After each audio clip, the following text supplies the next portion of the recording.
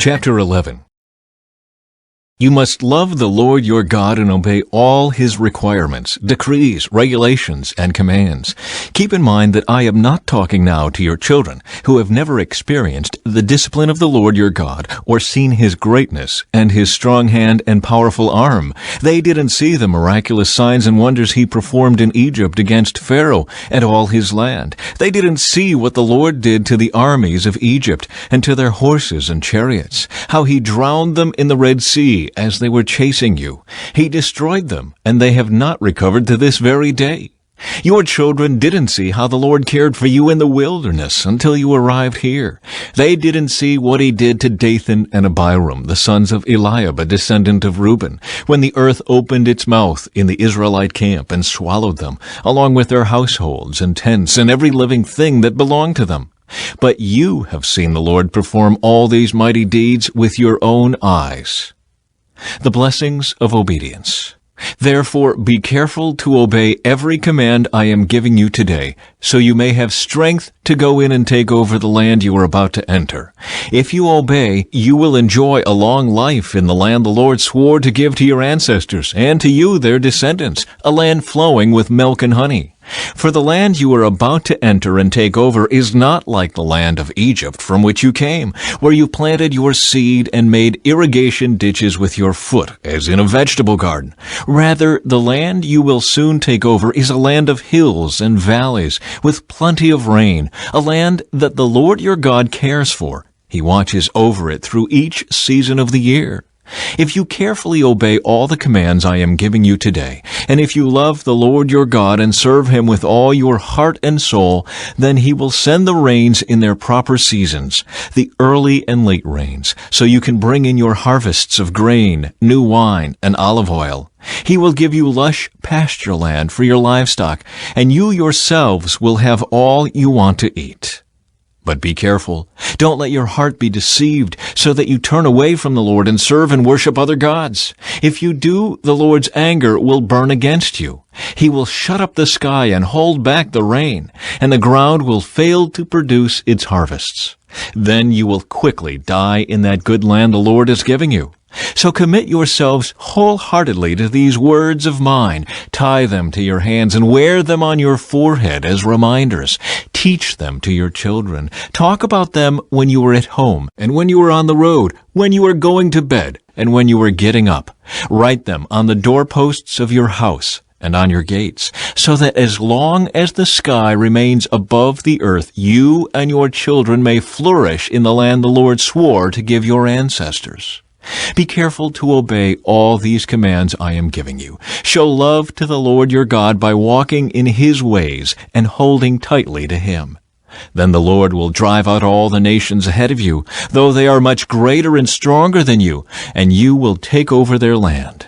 Wherever you set foot, that land will be yours. Your frontiers will stretch from the wilderness in the south to Lebanon in the north, and from the Euphrates River in the east to the Mediterranean Sea in the west.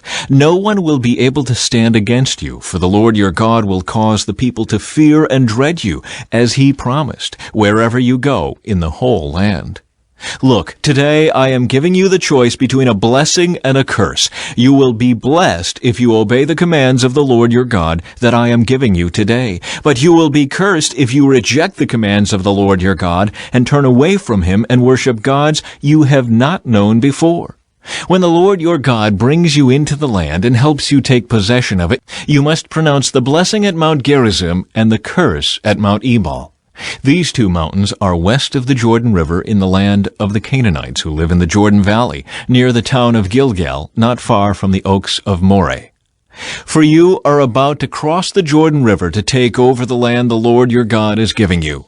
When you take that land and are living in it, you must be careful to obey all the decrees and regulations I am giving you today. Chapter 12. The Lord's chosen place for worship. These are the decrees and regulations you must be careful to obey when you live in the land that the Lord, the God of your ancestors, is giving you. You must obey them as long as you live. When you drive out the nations that live there, you must destroy all the places where they worship their gods, high on the mountains, up on the hills, and under every green tree. Break down their altars and smash their sacred pillars. Burn their Asherah poles and cut down their carved idols. Completely erase the names of their gods. Do not worship the Lord your God in the way these pagan peoples worship their gods. Rather, you must seek the Lord your God at the place of worship He Himself will choose from among all the tribes, the place where His name will be honored. There you will bring your burnt offerings, your sacrifices, your tithes, your sacred offerings, your offerings to fulfill a vow, your voluntary offerings, and your offerings of the firstborn animals of your herds and flocks. There you and your families will feast in the presence of the Lord your God, and you will rejoice in all you have accomplished because the Lord your God has blessed you. Your pattern of worship will change. Today all of you are doing as you please, because you have not yet arrived at the place of rest, the land the Lord your God is giving you as your special possession. But you will soon cross the Jordan River and live in the land the Lord your God is giving you. When He gives you rest from all your enemies and you're living safely in the land, you must bring everything I command you, your burnt offerings, your sacrifices, your tithes, your sacred offerings, and your offerings to fulfill a vow, to the designated place of worship, the place the Lord your God chooses for His name to be honored. You must celebrate there in the presence of the Lord your God with your sons and daughters and all your servants. And remember to include the Levites who live in your towns, for they will receive no allotment of land among you. Be careful not to sacrifice your burnt offerings just anywhere you like. You may do so only at the place the Lord will choose within one of your tribal territories. There you must offer your burnt offerings and do everything I command you. But you may butcher your animals and eat their meat in any town whenever you want. You may freely eat the animals with which the Lord your God blesses you. All of you, whether ceremonially clean or unclean, may eat that meat, just as you now eat gazelle and deer. But you must not eat the blood. You must pour it out on the ground like water. But you may not eat your offerings in your hometown. Neither the tithe of your grain and new wine and olive oil, nor the firstborn of your flocks and herds, nor any offering to fulfill a vow, nor your voluntary offerings, nor your sacred offerings. You must eat these in the presence of the Lord your God at the place He will choose. Eat them there with your children, your servants, and the Levites who live in your towns, celebrating in the presence of the Lord your God in all you do. And be very careful never to neglect the Levites as long as you live in your land. When the Lord your God expands your territory as He has promised, and you have the urge to eat meat, you may freely eat meat whenever you want. It might happen that the designated place of worship, the place the Lord your God chooses for His name to be honored, is a long way from your home. If so, you may butcher any of the cattle, sheep, or goats the Lord has given you, and you may freely eat the meat in your hometown, as I have commanded you. Anyone, whether ceremonially clean or unclean, may eat that meat, just as you do now with gazelle and deer. But never eat the blood, for the blood is the life, and you must not eat the lifeblood with the meat. Instead, pour out the blood on the ground like water. Do not eat the blood, so that all may go well with you and your children after you, because you will be doing what pleases the Lord. Take your sacred gifts and your offerings given to fulfill a vow to the place the Lord chooses. You must offer the meat and blood of your burnt offerings on the altar of the Lord your God. The blood of your other sacrifices must be poured out on the altar of the Lord your God, but you may eat the meat. Be careful to obey all my commands, so that all will go well with you and your children after you, because you will be doing what is good and pleasing to the Lord your God. When the Lord your God goes ahead of you and destroys the nations, and you drive them out and live in their land, do not fall into the trap of following their customs and worshiping their gods. Do not inquire about their gods, saying, "How do these nations worship their gods? I want to follow their example." You must not worship the Lord your God the way the other nations worship their gods, for they perform for their gods every detestable act that the Lord hates. They even burn their sons and daughters as sacrifices to their gods. So be careful to obey all the commands I give you. You must not add anything to them or subtract anything from them. Chapter 13. A warning against idolatry. Suppose there are prophets among you, or those who dream dreams about the future. And they promise you signs or miracles, and the predicted signs or miracles occur. If they then say, "Come, let us worship other gods, gods you have not known before," do not listen to them. The Lord your God is testing you to see if you truly love him with all your heart and soul. Serve only the Lord your God and fear him alone. Obey his commands, listen to his voice, and cling to him.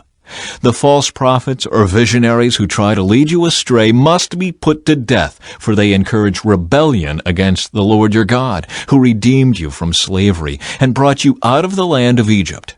Since they try to lead you astray from the way the Lord your God commanded you to live, you must put them to death. In this way you will purge the evil from among you. Suppose someone secretly entices you, even your brother, your son or daughter, your beloved wife, or your closest friend, and says, "Let us go worship other gods, gods that neither you nor your ancestors have known."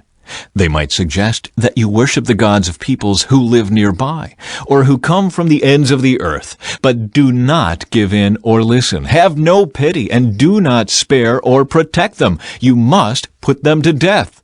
Strike the first blow yourself, and then all the people must join in. Stone the guilty ones to death, because they have tried to draw you away from the Lord your God, who rescued you from the land of Egypt, the place of slavery. Then all Israel will hear about it and be afraid, and no one will act so wickedly again.